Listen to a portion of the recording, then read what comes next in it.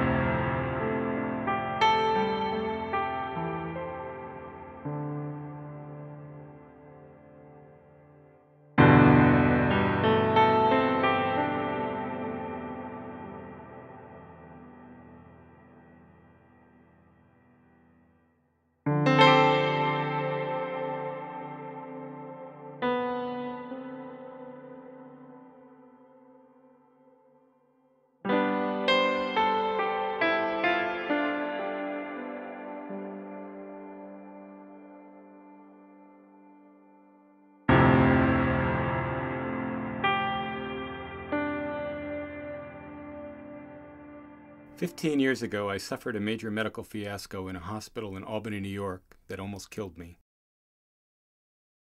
I bled out and had a near-death experience. I encountered a creature made of light, my essential self, the me that was here before I was born. Afterwards, bad surgery was performed on me, the effects of which I'm still suffering from today.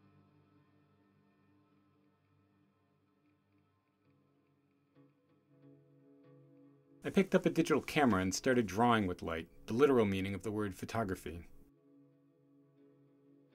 After a while, I began to manipulate my sky images and discovered the mandala form. On the way back from the beach one day, I photographed a dead dandelion, which I realized was already mandala-like. What the mandalas revealed to me about myself, my inner light, led me to becoming a psychotherapist. As a psychotherapist, I see the light in others and help to draw it out. The meaning in most cultures is as a meditative object, with usually with a luminous center of some sort, usually symmetrical but not always, often circular but not always. The gist of it is that the center is sort of the pathway into the self. So you come from the outside and move inward.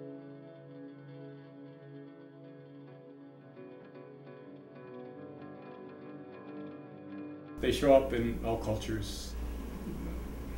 Schizophrenics in hospitals have drawn them. Carl Jung was very interested in them, one of the founders of modern psychotherapy. They show up in logos, manhole covers. It seems to be something that we're programmed to create. And so they appear as 300-foot mandalas in the Southwest created by 300 people. They appear as sand paintings created by Tibetans. They appear in cave paintings probably, although I don't know that for sure. But they're an archetype that seems to be built into who we are. I begin by walking around, and when I see flowers, I take pictures of them.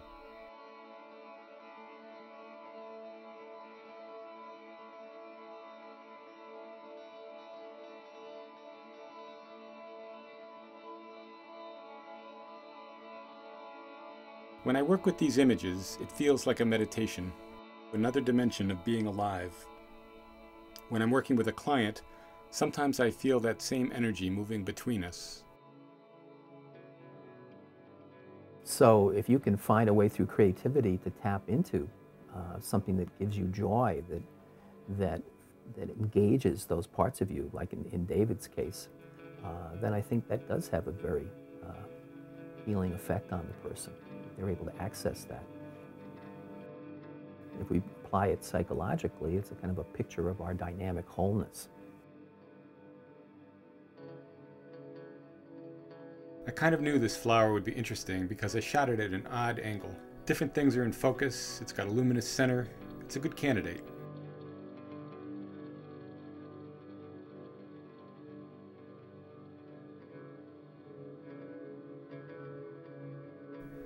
I discovered it's very easy to make bad mandalas, and it's very hard to make ones that have a transcendent quality.